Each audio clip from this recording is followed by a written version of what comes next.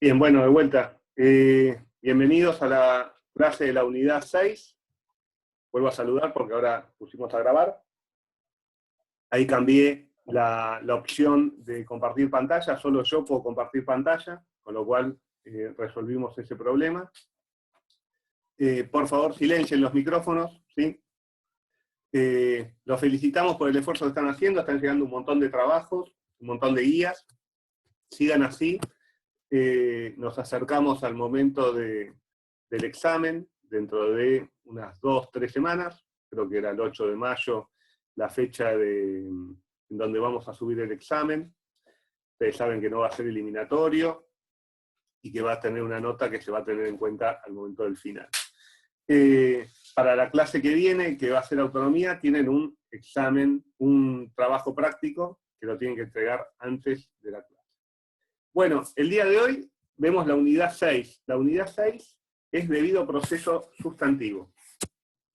¿Qué es el debido proceso sustantivo? Básicamente, a partir de la clase de hoy, ya empezamos con la clase 5 de interpretación, vamos a empezar a meternos en la cocina, de lleno en la cocina del control judicial de constitucionalidad y de lleno en las discusiones, si quieren, más dogmáticas respecto de cómo se ejercita el control judicial de constitucionalidad. Hasta ahora vimos la parte teórica, vimos cómo se interpreta, las distintas herramientas, las tensiones que tenemos. Bueno, ahora esas tensiones se van a materializar en un sistema a través del cual el Poder Judicial, no otro poder, el Poder Judicial va a ejercer ese control judicial de constitucionalidad. ¿Cuáles son las reglas? ¿Cuáles son los principios que regulan esto? ¿Cuál es la idea general? ¿Y por qué está establecido de esta manera? ¿Está bien? Entonces, ¿qué es el debido proceso sustantivo? Es una de las aristas del debido proceso. ¿Está bien? El debido proceso sustantivo, básicamente, y ahora vamos a ir a sus dos dimensiones, es la forma en la que se ejercita el control judicial de constitucionalidad y se controla que las normas, los actos de los poderes constituidos sean conformes a la Constitución Nacional. O sea, que respondan axiológicamente a los lineamientos establecidos en la Constitución Nacional. ¿Cómo es esta idea? La idea es, para hacer un repaso y que traten de vincular todos los puntos. Vimos que la idea de constitución entraña la idea de límite. La Constitución pretende limitar a la democracia, limitar a los poderes constituidos. ¿Con qué fin? Con el fin de garantizar la voluntad del poder constituyente que supuestamente está encabezado por el pueblo. ¿Está bien? Con lo cual, la idea básica de la teoría del poder constituyente es garantizar que el mandatario, ¿está bien?, los poderes constituidos, no modifiquen los términos en los cuales se le fue dado el mandato, no puedan cambiar los términos de su representación. Para eso la Constitución establece principios y reglas, establece en su articulado un mundo, un plexo de normas y de principios que someten, que justamente limitan al poder constituido. Le dan un continente, le dicen lo que tiene que hacer y le dan básicamente las herramientas para llevar adelante el programa constitucional. ¿Qué es lo que pretende una constitución? ¿Qué son lo que pretenden los padres fundadores? Hacer realidad un mundo de ideas, un tipo de sociedad determinada. La Constitución plantea un plan a través de los derechos, de los principios, de la forma de gobierno, y queda en cabeza de los poderes constituidos, de la democracia, en nuestro caso, llevarlos adelante. ¿Está bien? Con lo cual, para llevarlos adelante, el poder constituyente dota al poder constituido de poderes determinados, para hacer realidad lo que dice la Constitución, para que no quede letra muerta en la Constitución. Esos poderes se ejercitan en gran medida a través de la reglamentación de los derechos constitucionales. Tenemos constituciones, en nuestra Constitución, por ejemplo, tenemos el derecho a la igualdad. Es un principio, ¿está bien? En el artículo 16. Ese principio, para hacerse carne, para hacerse efectivo, necesita decisiones del Congreso, del Poder Ejecutivo, del Poder Judicial, para que las personas sean tratadas igualitariamente y a su vez para darle contenido a ese trato igualitario. ¿Está bien? Ese contenido y esa bajada a tierra se realiza a través de la reglamentación. Por ejemplo, en el caso de género a través de normas de cupo o a través de normas antidiscriminación. Así se baja ese postulado de la igualdad, ese postulado de los derechos de la mujer, en este caso, por normas que reglamentan, que tratan de hacer efectivo, que determinan sanciones, que determinan cómo, que determinan quién va a controlar esa situación y va a hacer efectivos esos derechos. Entonces, como el constituyente sabe que depende, para que se haga su voluntad, del poder constituido, le otorga esos poderes. Uno de esos poderes es el poder de reglamentación. Entonces, el poder constituido está expresamente habilitado en nuestra Constitución por el artículo 14 para reglamentar los derechos. A su vez, y esto es un mecanismo complejo, a su vez el constituyente, como sabe que una vez que sancionó la Constitución pierde todo su poder, ¿está bien? Una vez que sancionó la Constitución pasa a ser un pedazo de papel, decía Lasalle, trata o establece mecanismos para garantizar que el poder constituido no usurpe el poder constituyente, no viole el programa constitucional diciendo que lo está reglamentando o diciendo que lo está cumpliendo. ¿Por qué? Porque la forma central de violación de derechos humanos, es a través de la reglamentación. ¿Está bien? Siempre que hay una violación por parte del Estado de derechos, el Estado dice que está reglamentando los derechos para garantizar el bienestar general, el bien común, empiezan a aparecer nociones como el poder de policía, ¿está bien? Con lo cual, el constituyente, conociendo eso, busca limitar efectivamente al poder constituido y lo hace a través del debido proceso, que tiene dos aspectos, el aspecto adjetivo y el aspecto sustantivo. Los dos son igualmente relevantes e importantes, no es que hay uno más importante que el otro, ¿está bien?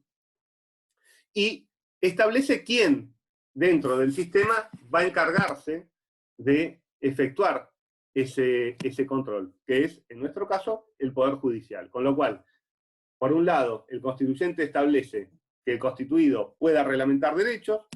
¿Por qué? Porque necesita de esa reglamentación y de esos poderes constituidos para hacer realidad esos derechos.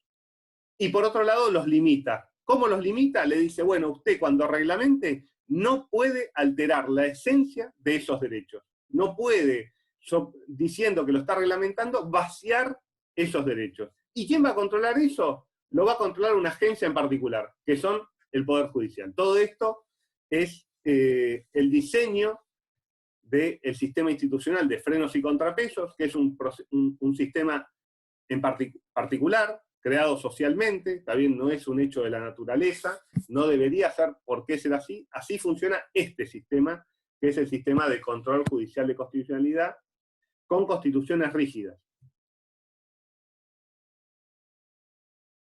Esto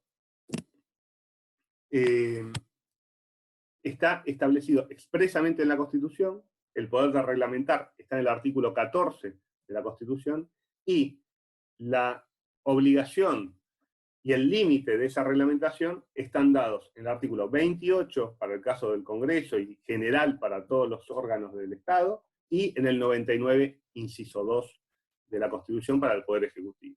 ¿Está bien? Con lo cual la Constitución le da poderes y a su vez los limita. Y otorga al Poder Judicial en la tarea de garantizar que esos poderes, tanto el legislativo como el ejecutivo, no sobrepasen sus atribuciones, no utilicen sus poderes para violar la Constitución. ¿Hasta acá estamos? Esto es básicamente un repaso de lo visto hasta ahora, pero es lo que funda la existencia del debido proceso. El debido proceso, como dije, tiene dos dimensiones. Una dimensión adjetiva y una dimensión sustantiva. La adjetiva es el principio de legalidad. ¿A qué viene con lo adjetivo? ¿Viene a qué? Hay dos, creo que esto ya lo hablamos, hay dos fuentes de validez de un acto. La forma en la que fue sancionado, decidido, y la sustancia, qué se decidió. La forma viene a, la Constitución expresamente lo prevé en el artículo 14, la Convención Americana también lo prevé, que la reglamentación de los derechos constitucionales debe ser por ley. ¿Está bien? Las reglamentaciones, para ser válidas, tienen que ser tomadas por el órgano deliberativo representativo de la sociedad.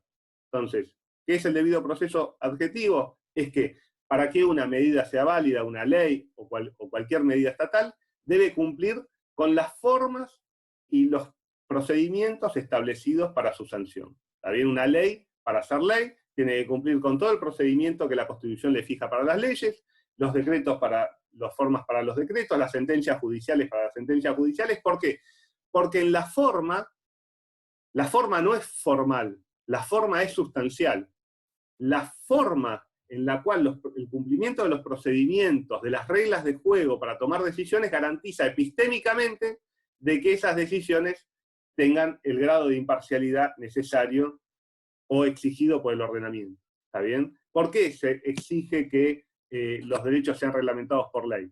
Porque nos interesa vivir en un sistema democrático y que las decisiones que van a limitar derechos constitucionales, que van a decidir sobre lo que nos importa, la tome el pueblo a través de sus representantes.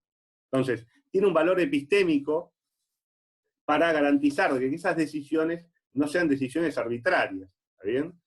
Todo este mecanismo del debido proceso viene a garantizar que no existan decisiones arbitrarias. De vuelta, venimos del antiguo régimen de los reyes decidiendo, de los nobles decidiendo, y la idea básica del constitucionalismo moderno es el límite al poder arbitrario. No queremos decisiones arbitrarias. Todas las decisiones que se van a tomar tienen que estar fundadas en razones y tienen que estar fundadas en las reglas de juego que adoptamos para que todos los que participamos de la vida social estemos imbuidos y participemos en igualdad de condiciones de esa toma de decisiones. Entonces, el primer aspecto del debido proceso es el debido proceso adjetivo.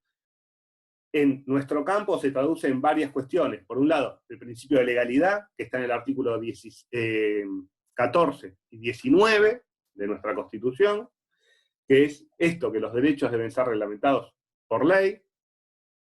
Esto es objeto de, a su vez, ha sido interpretado por la Corte Interamericana como que cuando la Constitución o la Convención está hablando de ley en sentido formal, o sea, ley del Congreso, y material en cuanto a norma que regula derechos.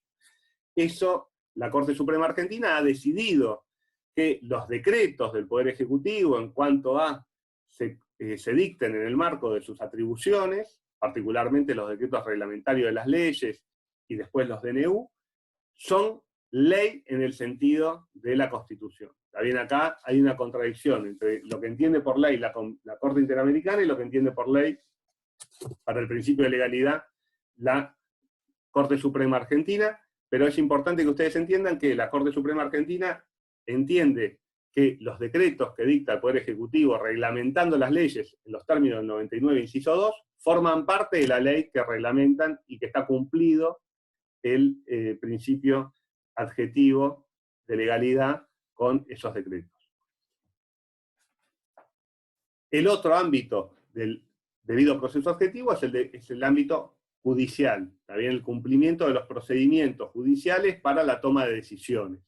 Una toma de decisión de un juez para ser válida requiere el cumplimiento del proceso establecido y de las reglas y los requisitos para tomar decisiones. Por ejemplo, ustedes lo habrán visto, el debido proceso. ¿Está bien? Para condenar a una persona es necesario que intervenga un juez designado en forma anterior al hecho del proceso, que el hecho sea juzgado por una ley también anterior al hecho del proceso, que la persona pueda defenderse plenamente y que la sentencia se encuentre fundada en ley y en los hechos. Esos, si quieren reducidamente, son el debido proceso en el marco del Poder Judicial y están en el artículo 18 de la Constitución, amén de los artículos tanto del principio de legalidad como del debido proceso en juicio de los tratados internacionales de derechos humanos. Hoy no nos vamos a meter en ese aspecto del debido proceso adjetivo. Nos vamos a meter hoy en el debido proceso sustantivo. ¿Y qué viene a traer el debido proceso sustantivo? El debido proceso sustantivo lo que va a controlar es, ok, muy bien, la ley la dictó el Congreso, se cumplieron las reglas de juego, se cumplieron los procedimientos, ahora, lo que decidió ¿Es conforme a la Constitución? Por ejemplo, si el Congreso decide implantar por ley la esclavitud, lo sancionan por unanimidad, todos los diputados, todos los senadores, el presidente lo promulga, bien, no es suficiente con que se hayan cumplido las formas y el procedimiento. Es la base para analizar la validez. Una vez que tenemos un producto formalmente válido, procedimentalmente válido, va a tener un filtro de control sustantivo. Bueno, la decisión es acorde a los planteamientos axiológicos, ideológicos, a los principios que establece la Constitución, ¿respeta el programa constitucional o no lo respeta? Y ahí es donde va a entrar en juego el control judicial de constitucionalidad, si quieren, en todo su esplendor, con toda la problemática que vimos, tanto en la clase 3 como en la clase 4, como los problemas interpretativos. Es importante que no confundan interpretación con debido proceso, ¿está bien? Son dos cosas distintas que obviamente juegan, porque el debido proceso se hace a través de la interpretación, pero el debido proceso son principios y reglas que regulan cómo ejercer el control judicial de constitucionalidad, ¿está bien? No es un mecanismo interpretativo el debido proceso sustantivo. Y el debido proceso sustantivo tiene distintos nombres, depende de los distintos sistemas. Ustedes van a escuchar básicamente dos nombres, dos grandes nombres para esto. Van a ver por un lado el test de razonabilidad y por otro lado van a escuchar hablar de test de proporcionalidad. Lo primero que tienen que tener en cuenta es que no son lo mismo, ¿está bien? A medida que pasa el tiempo se van confundiendo, ¿tá? Pero no son lo mismo, no tienen el mismo origen, no tienen la misma lógica, y esto depende a su vez, la nomenclatura, o sea, los nombres del sistema positivo, normativo que estemos hablando, ¿está bien? Por ejemplo, para empezar por algún lado, el debido proceso, para que ustedes vean de dónde vienen las cosas. La idea de debido proceso viene del derecho anglosajón, ¿está bien? Tiene un texto de eso respecto del origen del principio del debido proceso, pero básicamente tiene un comienzo en la Carta Magna Inglesa, en el Estatuto de 1355 en el Reino Unido, en donde se establece como garantía contra la arbitrariedad del rey que no podían,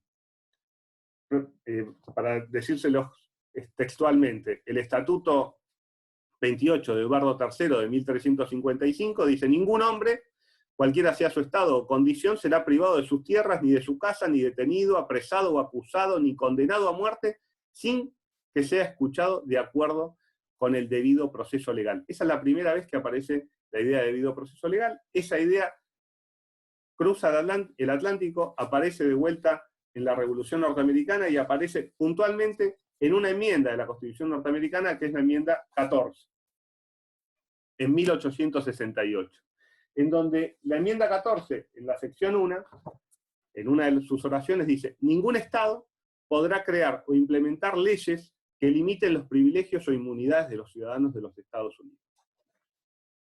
Con base a esta idea del debido proceso, en los Estados Unidos empieza a crearse, esto es importante que lo tengan en cuenta, tanto el principio de razonabilidad como el principio de proporcionalidad son creaciones jurisprudenciales, ¿está bien? No tienen una base, por lo menos al inicio, constitucional o legal.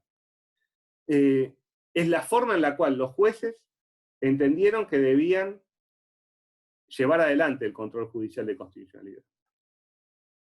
En los Estados Unidos se llama debido proceso sustantivo y apareció este criterio de razonabilidad, que es como lo llamamos en la Argentina, y es un tipo de control del debido proceso, que si quieren es un control débil de constitucionalidad, ¿está bien? Este control de razonabilidad en lo que se centra es en una relación entre medios y fines. Voy a tratar de ser lo más claro posible en este punto. Cuando el Estado toma una decisión, ya sea una ley o una decisión administrativa o emite un decreto, busca lograr un fin: evitar el desempleo, garantizar el sostenimiento económico del Estado, garantizar la salud de la población, el fin que quiera. Ese fin se busca garantizar a través de un medio. Por ejemplo, actualmente, el Estado, con un fin determinado, que es cuidar la salud de la población, adopta un medio, el aislamiento social preventivo y obligatorio. Ese es el medio para lograr el fin de salud pública. En la razonabilidad lo que se mide es si ese medio tiene una relación de fomento respecto del fin. O sea, si ese medio lleva a la consecución del fin.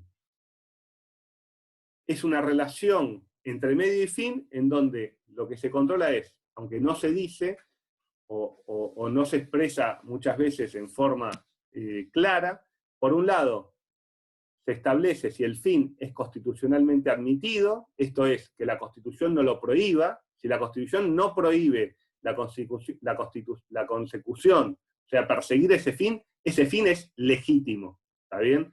Lo que no puede hacer el Estado es perseguir fines ilegítimos. Por ejemplo, discriminar a las minorías. Eso es un fin que está expresamente prohibido en la Constitución. Si el fin no está expresamente prohibido, está permitido, con lo cual el Estado puede seguir ese fin. En este caso, la salud pública. La Constitución no prohíbe perseguir la salud pública, de hecho la garantiza, ¿está bien? Con lo cual, el fin es legítimo. Lo primero que se tiene que determinar es si el fin que persigue el Estado es legítimo o no. Una vez que ese fin se determina que es legítimo, que en el control de razonabilidad ese juzgamiento se hace con deferencia a la decisión estatal, ¿está bien? Se evalúa si el medio propende a la consecución del fin. Si ese medio nos lleva al fin deseado, la decisión estatal va a pasar el test de razonabilidad porque es razonable que ese medio se utilice para lograr ese fin. No sé si me entienden, si me explico hasta ahora. Si hay alguna duda respecto a esto, por favor háganla, levanten la mano. Si no soy claro, o porque esto se va a complejizar, ¿está bien? Y es clave que este tema lo manejen bien, no para constitucional, para todo, ¿está bien? Porque esto es la forma que se ejercita el control judicial de constitucionalidad. Con lo cual, si ustedes no manejan este tema del debido proceso sustantivo, van a ir a ciegas, van a ir así a ver cómo se ejercita el control judicial de constitucionalidad en cualquier sistema, ¿está bien? Porque no es simplemente soplar y ver para dónde sale el viento para saber si una norma es constitucional o no, más allá de que algunas sentencias lo parezcan, sino que hay un mecanismo y razones para decidir esto. Una es la razonabilidad, que repito, es la forma histórica que ha tomado, que ha nacido de la idea del debido proceso anglosajón, y es la idea que ha adoptado la Corte Suprema Argentina y el sistema argentino de control de constitucionalidad. ¿Sí, Pato? No, que hay un autor norteamericano que es como el gran padre de esta teoría, de esta función del juez, que es James Tyler. Tyler es como el que racionalizó esta forma de entender el rol del juez. La idea es que lo vinculen con interpretación y que lo vinculen con control de constitucionalidad y con la idea de democracia. Porque de alguna manera lo que hace el autor es decir, bueno, si tenemos o consideramos que el soberano es el pueblo y que la legislatura es quien mejor representa esa soberanía popular, el rol del juez es justamente verificar si las leyes son mínimamente razonables, si de alguna manera puede encuadrarse la ley en los derechos constitucionales. Y si comprendemos que ese es el rol del juez, justamente su función es sumamente limitada. No es ir a ver cuál es la mejor ley o la mejor forma de reglamentar los derechos, sino justamente verificar si se da lo que dice Nico, si hay un fin, algún fin legítimo y si, si los medios propenden a los fines, simplemente. Y eso fue una de las grandes contribuciones que impulsó Tyler en ese momento. Bien. Volviendo, que ahí vi que había una consulta respecto de Ignacio. De vuelta, voy a tratar de, lo voy a explicar de vuelta por las dudas, para ser lo más claro posible. El principio de razonabilidad, que nace de la idea del debido proceso anglosajón, es una de las formas de ejercer el control judicial de constitucionalidad. ¿Qué analiza el test de razonabilidad? Que haya una relación de promoción entre el fin que se busca y el medio que se dispone para perseguirlo, para llegar a ese fin.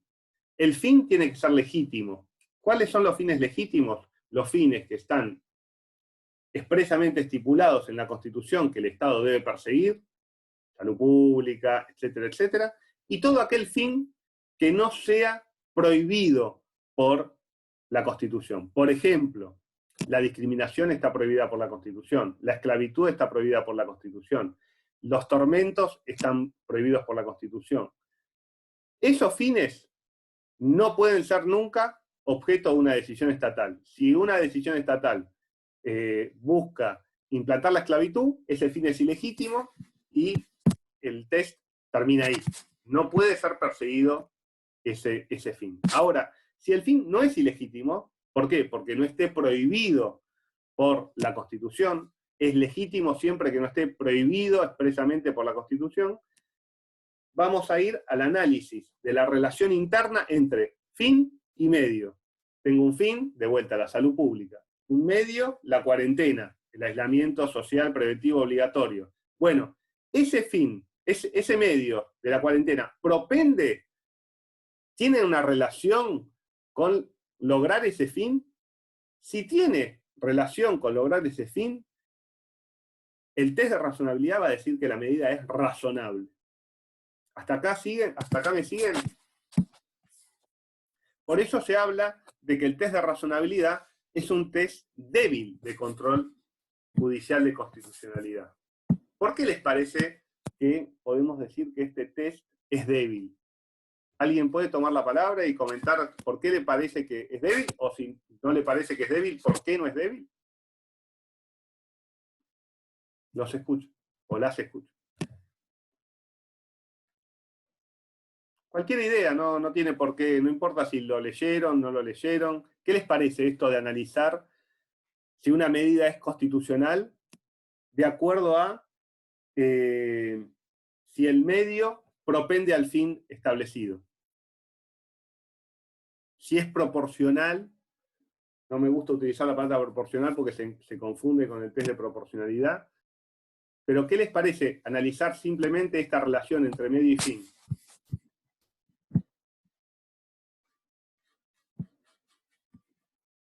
No se avalanchen, por favor, para contestar, porque... Bien, el punto de por qué se habla de que el principio de razonabilidad implica un control débil de constitucionalidad es que dentro de esta evaluación quedan afuera los derechos.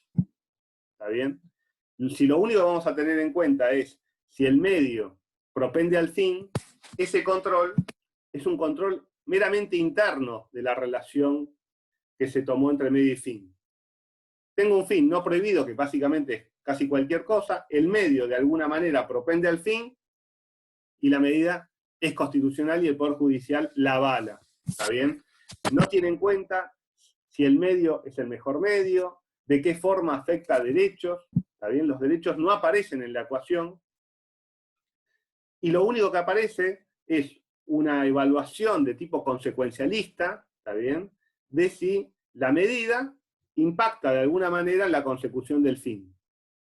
Y entonces, que eso es lo que tiene en el texto de Maurino, la pregunta que uno se hace es, ¿y entonces el control judicial de constitucionalidad dónde está? Porque si me remito, si hago eso, lo único que voy a estar haciendo es chequeando que el legislador o el presidente o quien tome la medida no está demente. ¿Está bien? No es que quiere garantizar la salud pública y entonces va a comprar una caja de Nugatón. No, entonces el control de la responsabilidad me diría, no, bueno, no tiene nada que ver comprar Nugatón con garantizar la salud pública. Entonces esa medida sería irrazonable. como ustedes se dan cuenta, es muy fácil lograr probar que un medio propende de alguna forma a un fin. Esta medida de control judicial de constitucionalidad es muy diferente a la decisión de los órganos políticos. ¿Está bien? Esto puede tener dos lecturas. Una diferencia importante al principio democrático, ¿está bien? Sería la mejor luz decir, bueno, si lo decidió el Congreso, bueno, nosotros como somos un órgano contramayoritario, vamos a simplemente chequear de que no estén volados cuando sancionen una ley, y que tenga algo que ver con lo que quieren lograr, y bueno, si después se equivocan o violan derechos, eso es un tema de las mayorías, nosotros no nos metemos porque somos un órgano contramayoritario. Ya vimos que la idea del sistema de frenos y contrapesos es todo lo contrario, es justamente como no queremos que las mayorías violen derechos, ponemos a un poder judicial para que controle lo que hacen esas mayorías, con lo cual esta explicación no es satisfactoria sistémicamente. La otra explicación, que es lo que ha pasado en la Argentina hasta por lo menos el año 84, es que ese test de razonabilidad débil lo que venía a mostrar es una deferencia política del Poder Judicial hacia el poder de turno, hacia los poderes políticos. Una decisión de no controlar la constitucionalidad, salvo en supuestos que fueran gravísimos, ¿está bien? O que sean claramente violatorios de la Constitución. Este test de razonabilidad se usa aún hoy en todo el mundo, tanto en los Estados Unidos como en la Argentina, como en todos los sistemas que adoptan este sistema, para controlar medidas de carácter económico de los gobiernos. ¿Está bien? Cuando el gobierno emite una medida de carácter económico, el test que se utiliza es el de razonabilidad. ¿Por qué? Porque el Poder Judicial busca ser deferente con la decisión que ha tomado el gobierno. ¿Está bien? Se utiliza para controlar la constitucionalidad de las medidas que afectan derechos que se entienden que no son los derechos personalísimos o fundamentales o las libertades preferidas que establece la Constitución. ¿Está bien? Este test de medios afines, como les dije, es el que se utiliza para medidas de carácter económico. Este test de razonabilidad es el que se usó en la Argentina desde el comienzo de la organización judicial argentina hasta 1984. A partir de 1984, la Corte empieza a implementar un sistema de control judicial de constitucionalidad que empieza a tomar temas o aristas de lo que es el test de proporcionalidad. ¿Qué es el test de proporcionalidad? El test de proporcionalidad es otra manera de controlar la constitucionalidad de las decisiones. Es una forma, un mecanismo creado en el derecho continental, en particular es una idea del derecho alemán, esta idea de la proporcionalidad, y es una idea que recoge tanto el Tratado Europeo de Derechos Humanos como la Convención Americana de Derechos Humanos. Ustedes tienen que tener en cuenta, a medida que vayan profundizando su estudio en el derecho, de que el sistema, la formación, lo que dice el texto de la Convención Americana y el texto de la Convención Europea de Derechos Humanos son bastante similares en varios aspectos. Este es uno de ellos, ¿está bien? Que es el test de proporcionalidad. La Argentina se adhirió a la Convención Americana de Derechos Humanos en el año 84, y no es casual que a partir de 1984 se empiece a usar un sistema de control de constitucionalidad distinto al de razonabilidad. En realidad, en la Argentina se sigue llamando de razonabilidad, pero se le empezaron a poner updates de seguridad tipo Zoom, ¿está bien? A el control de razonabilidad para lograr un control de tipo más robusto, ¿está bien?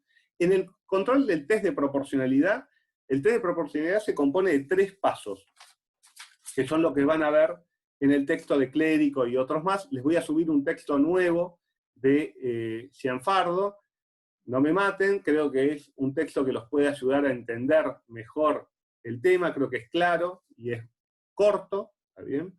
Y básicamente tiene 3 pasos. 3. El primero se llama de idoneidad, que es lo que veíamos en el test de razonabilidad.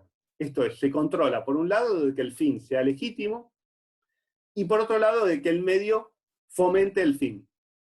Es el primer paso del test de proporcionalidad. Este primer paso es lo que se denomina en la Argentina y en Estados Unidos, por lo menos para las libertades económicas, el test de razonabilidad.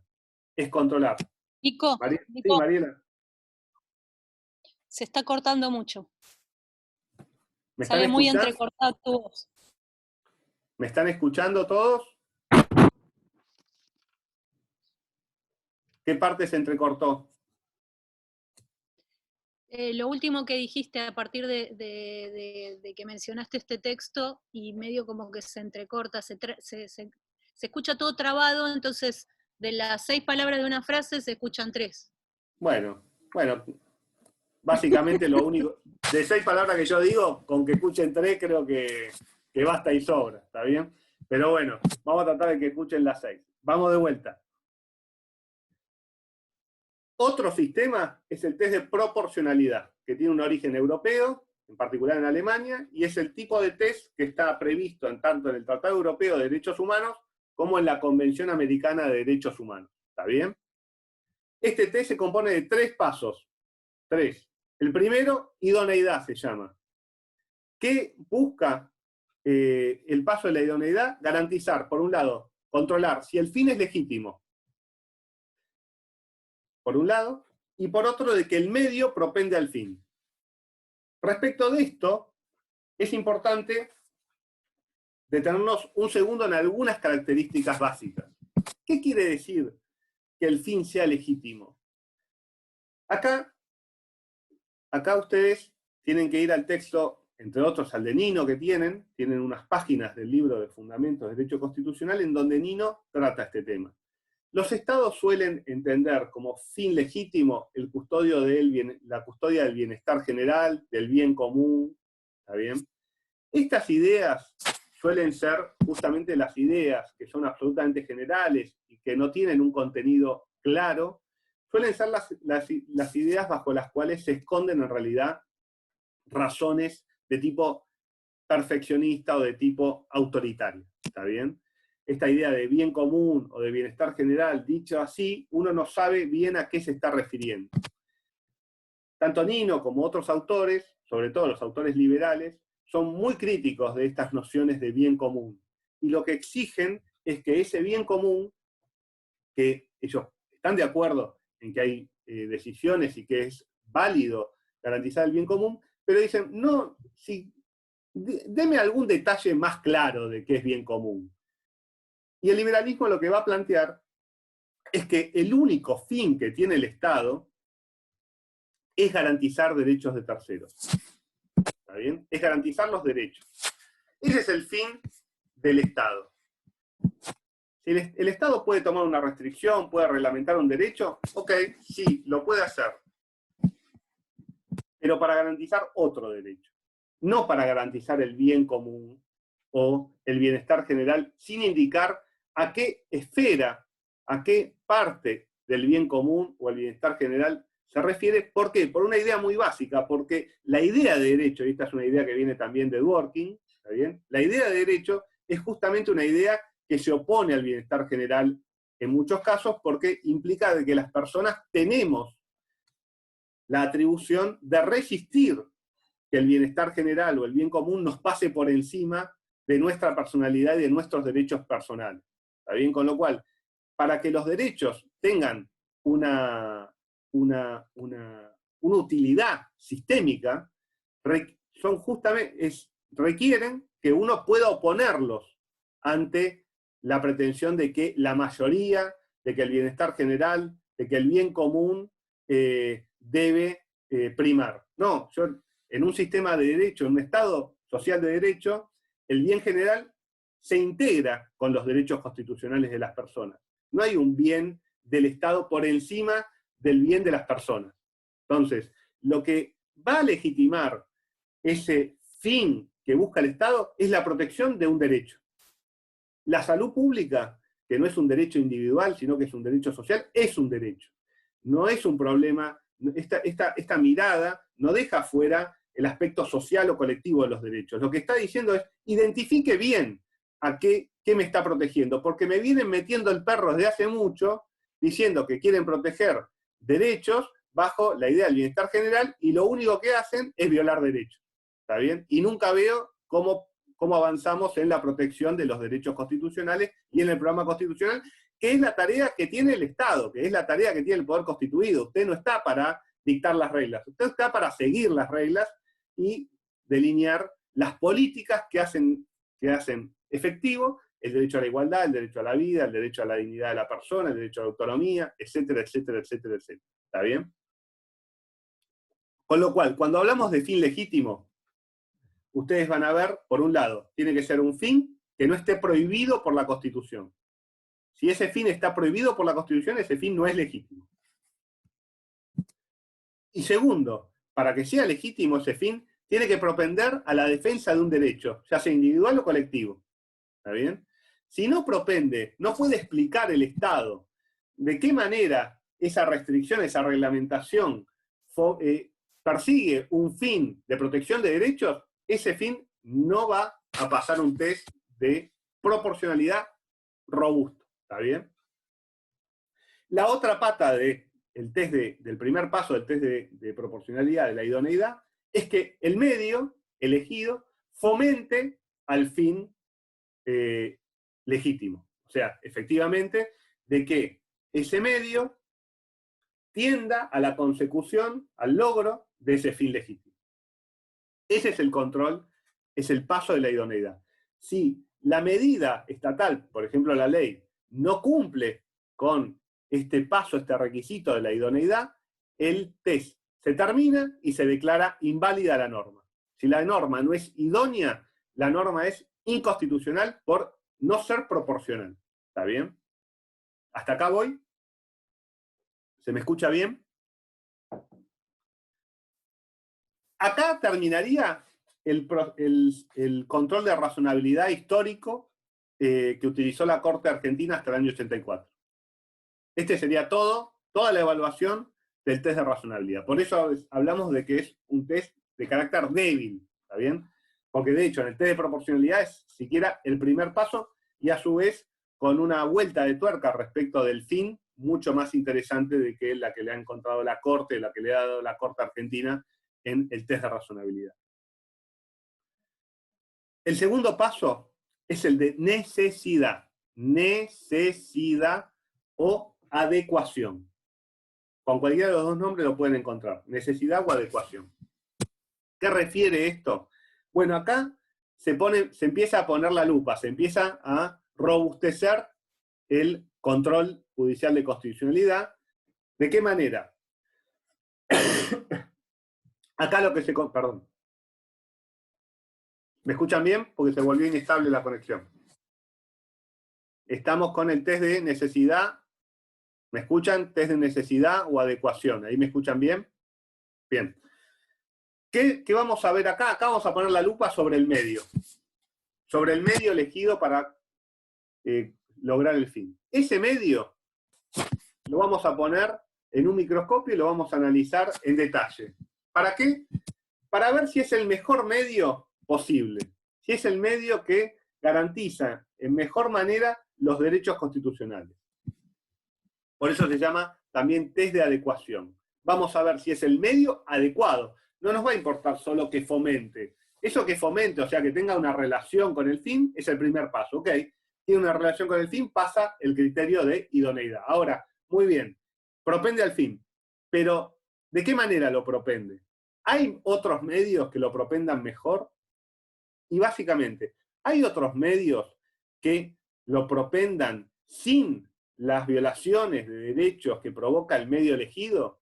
O sea, ¿hay algún medio menos costoso en términos de derechos para lograr lo mismo? Y acá siempre damos un caso que creo que es bastante claro. Esto después tiene todos casos difíciles, ¿está bien? Esta es una primera introducción al tema y es la pretensión de ayudarlos a acceder al material, que es un material que puede presentarse con dificultades, pero ningún video les va a resolver el problema del debido proceso sustantivo, ni les va a evitar leer el material y plantearse todas las dudas y consultas que tiene ese material. Volviendo, este test de necesidad o adecuación va a ver... Bien, ¿qué parte se cortó? Este test de necesidad va a controlar el medio. Que el medio sea el mejor medio respecto de los derechos en juego. Si yo logro probar que hay un medio que logra de la misma manera, aunque sea el fin, y que viola menos derechos, o sea que tiene menos costos en derechos, la medida no va a ser necesaria.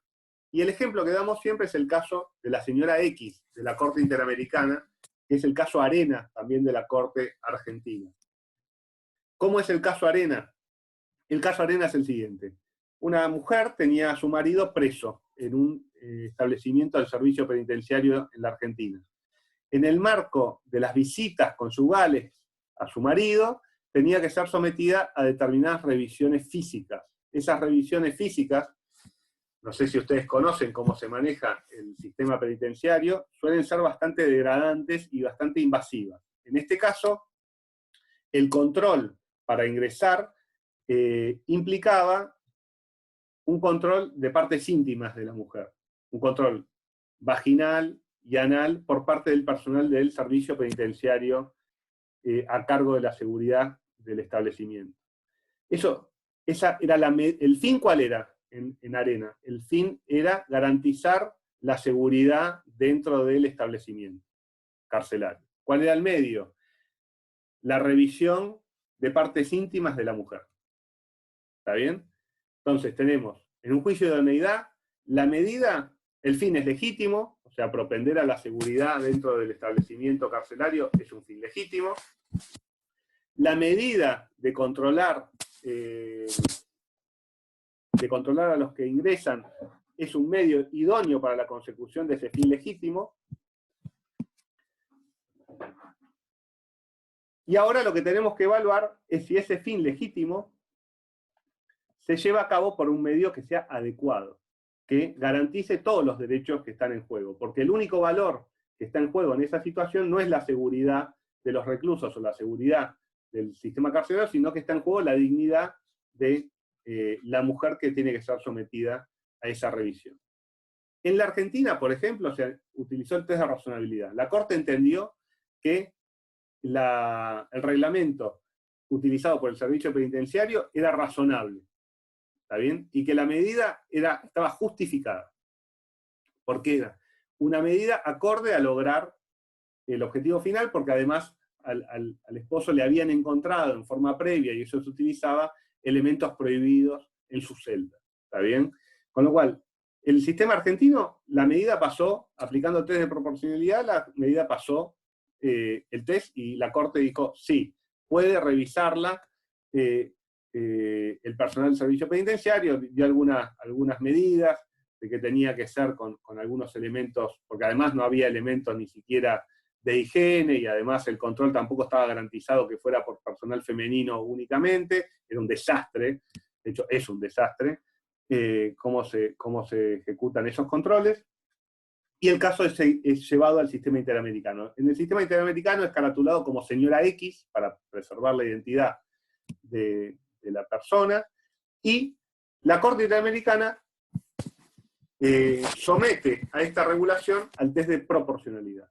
Y entonces, ¿qué entiende la Corte Interamericana? Que el medio, si bien era idóneo, no era el menos intrusivo o el menos violatorio de derechos, porque había otras formas, otros medios, para garantizar ese mismo fin. Por ejemplo, el escaneo electrónico de la persona, podían instalarse, como se instalan en los aeropuertos, máquinas de rayos X o para ver adentro de las ropas o de las valijas, con lo cual había elementos técnicos, había posibilidades fácticas concretas de lograr el mismo fin, que era que no ingresen armas o materiales prohibidos, y garantizar de una manera mejor la dignidad de la persona, que era el otro derecho que estaba en juego. ¿Está bien? Con lo cual, este caso entiendo que sirve para ver de qué se trata este control de medios adecuados. ¿Está bien? El caso también de medio adecuado, en la jurisprudencia argentina, lo van a encontrar en el caso Portillo de 1988. ¿Está bien? En el caso Portillo, Portillo era una persona que aducía ser católico, ¿está bien? Profesar la religión católica, y le tocó el sorteo para ser parte del servicio militar obligatorio. Entonces, adujo que una objeción de conciencia de portar armas, porque en base al mandato católico cristiano, en realidad, de no matar, y entonces dijo que la instrucción en la utilización de armas violaba su autonomía y su libertad de conciencia. Acá también, cómo analizó la Corte Argentina, por eso decimos que a partir de 1984 empieza a utilizar herramientas de test de proporcionalidad, empezó a analizar si el medio elegido por el Estado era el medio menos intrusivo para el caso concreto. De vuelta, en Portillo, ¿cuál era el fin? Garantizar la seguridad del país, garantizar que el Estado esté en condiciones de defenderse frente a un ataque extranjero a través de, ¿cuál era el medio? Instruir en arte militar a la población de determinadas características. Entonces, la Corte, ¿qué dijo? Dijo, el fin es legítimo, garantizar la seguridad y la soberanía nacional es un fin legítimo, el medio establecido, que es instruir en herramientas militares a la población masculina de determinada edad, es un medio idóneo, propende a ese fin. Si yo no capacito a la gente para actividades militares, cuando lo necesite no van a poder cumplir con la misión que va a ser encargada, el medio es idóneo. Ahora, la Corte empezó a analizar si en las circunstancias actuales, en ese momento de la Argentina, 1988, en donde Argentina no estaba en el marco de un conflicto bélico con ningún país o potencia, y tampoco existía un peligro concreto de entrar en un conflicto, si la única manera para garantizar la soberanía y la defensa del país era, en el caso de Portillo, una instrucción militar clásica con armas. Y entonces la Corte dijo, no, mire, en épocas de paz, esta necesidad de garantizar la defensa nacional puede cumplirse mediante otras tareas que se cumplen y que son necesarias para garantizar la defensa, ya sea tareas de cuidado de personas, tareas médicas, tareas de ingeniería civil. ¿También? No solo las Fuerzas Armadas disparan, sino que también construyen puentes, reparan infraestructura, curan a las personas, con lo cual Portillo puede ser útil en el cuidado y la garantía de la defensa de la patria, que es un fin que la Constitución establece expresamente en el artículo 21, y podemos garantizar también la libertad de conciencia de Portillo. El problema es que el medio no garantiza la libertad de conciencia de Portillo, y habría otro medio al alcance para garantizar tanto el fin del Estado como los derechos de Portillo. Sí, una pregunta, ¿a partir de cuándo dijo que se empezó a implementar el test de proporcionalidad? En la Argentina nunca se empezó por lo menos en forma clara, a utilizar el test de proporcionalidad. A partir de 1984, porque en la Corte Argentina habla de razonabilidad, empieza a utilizar herramientas del test de proporcionalidad. Y hoy el test de razonabilidad que usa la Corte es, para los temas, si quieren, para ir más avanzando, para temas económicos, utiliza el test clásico de razonabilidad con medio fin. Para el resto de los derechos que se llaman, o la Corte las llama, libertades preferidas, utiliza una razonabilidad en los términos del test de proporcionalidad, ¿está bien? Y para otro tipo de violaciones a normativas prohibitivas utiliza una cosa que se llama escrutinio estricto, que ahora lo vamos a dar. ¿Está bien? Pero digo, contestando tu pregunta, empezó a implementar herramientas del test de proporcionalidad a partir de 1984. Y las empezó a utilizar en forma paulatina, ¿está bien? De hecho, hoy no sabría, creo que la Corte no refiere, de hecho no lo hace, que utiliza el test de proporcionalidad. Utiliza el test de razonabilidad construido también a partir de herramientas del test de proporcionalidad. No sé si se cortó mucho, bien. Bueno, después igual les prometo grabar videos por las dudas de que se haya cortado mucho, amén de la clase. Lo que estaba diciendo es medio el final, uno de los finales de la clase. Hoy en la Argentina se utilizan los 3 sistemas en simultáneo, pero depende para qué tema cada uno. ¿Está bien? Todo se llama razonabilidad en la Argentina. Ahora, para temas económicos se utiliza el test de razonabilidad como lo vimos, como una evaluación de medios afines. Para las libertades preferidas, para el resto de los derechos, se utiliza el test de razonabilidad con instrumentos del test de proporcionalidad. Cada vez la evaluación o el test de razonabilidad argentino se parece más al test de proporcionalidad alemán o de la Convención o de la Corte Interamericana. Y para las situaciones de violación al principio de igualdad y de prohibiciones expresas que tiene la Constitución para tomar determinadas decisiones, se aplica una categoría que no es ni el principio de razonabilidad ni es el principio de proporcionalidad y que tiene origen norteamericano, que es el escrutinio estricto, que es un tipo de control todavía más severo que obviamente que el de razonabilidad, que el de proporcionalidad. ¿Está bien? Hay algo todavía más duro, más difícil de pasar, que es este escrutinio estricto. En la Argentina todo se llama razonabilidad. ¿Está bien? Quiero que quede bien claro eso. Sí, Pato. Hay un fallo que no sé si lo tienen en el programa, pero que es como paradigmático y muy claro de la jurisprudencia argentina, en donde esta discusión de qué test utilizar es la que define cómo se resuelve el fallo. Generalmente en los fallos van a ver que si uno toma la posición de utilizar el test de mera razonabilidad, generalmente la ley va a ser constitucional. Generalmente. En cambio, cuando se elige utilizar un test de proporcionalidad más robusto, generalmente la ley va a ser inconstitucional. Claro.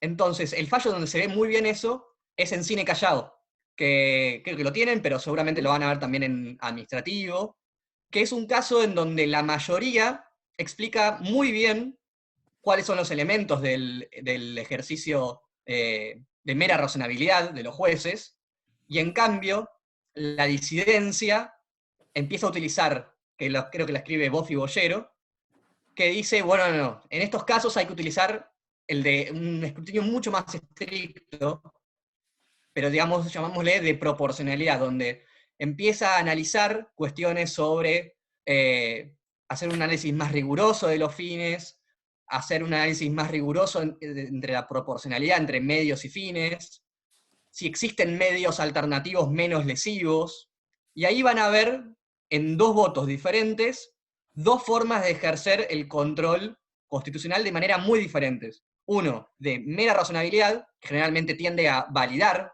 la ley en cuestión, o la decisión en cuestión, y el voto de disidencia, que utiliza un escrutinio mucho más severo, que generalmente va a tener la consecuencia de declarar la inconstitucionalidad de las leyes.